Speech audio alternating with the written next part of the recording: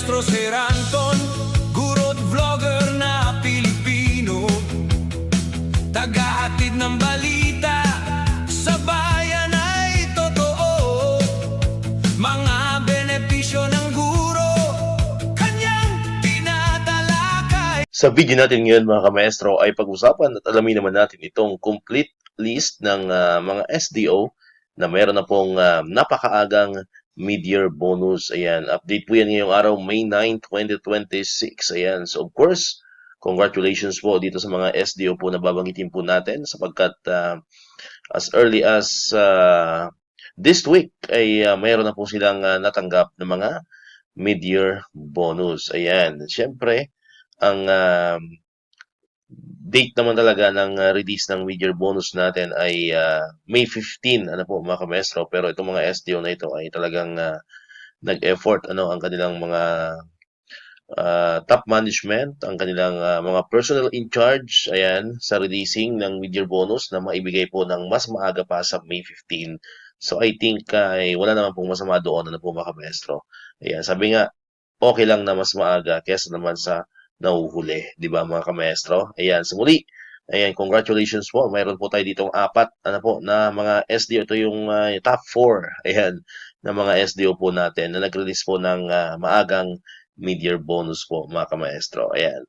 So, ito po yung Sorsogon Province. Of course, Sorsogon Province kahapon na release. Ayan, sa Region 5, Bicol. Ayan, so muli, congratulations po sa inyo sa mga kamaestro natin dyan sa SDO Sorsogon Province.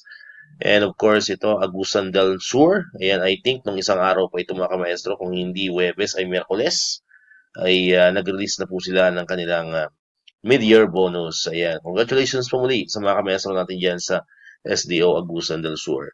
Next ay ang SDO Ligao City. Ayan, halos sabay sila ng Agusan del Sur. Ayan, the other day rin sila. Ayan, so from another one, from Region 5, Bicol. Ayan, congratulations po sa mga kamaestro natin yan sa SDO Ligao City. And of course, ang pinakauna, ayan, ito yung top 1 talaga.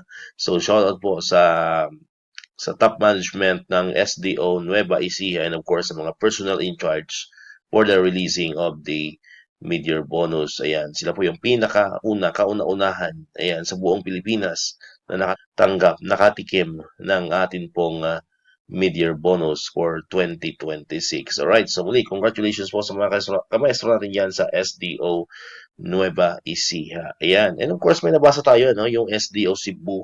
I don't think from Cebu Province or Cebu City.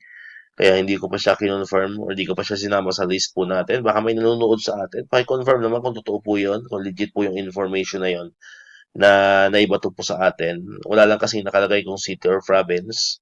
Yan, baka may kamaestro tayo dyan, baka may subscriber tayo from Cebu City or Cebu Province. Paki-confirm po if meron nga bang na-release na mid-year bonus po sa inyo. Ayan, kaya hindi ko muna po siya sinasama dito po sa ating unofficial list mga kamaestro. Ayan, of course, pag mayroon pa mga ibang SDO na marilisan ng mid-year bonus ay huwag po kayong mag-atubiling i-comment po dito sa ating pong comment section para sa mga latest mga susunod na mga vlog po natin, mga videos po natin ay may sasama po natin ang inyong SDO. Alright, so dito ko natatapusin itong ating video ngayon mga kamaestro.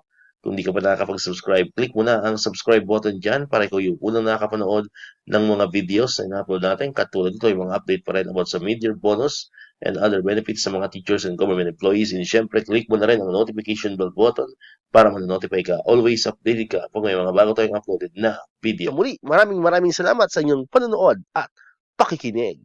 Once again, El Maestro. See you on my next vlog. Bye-bye!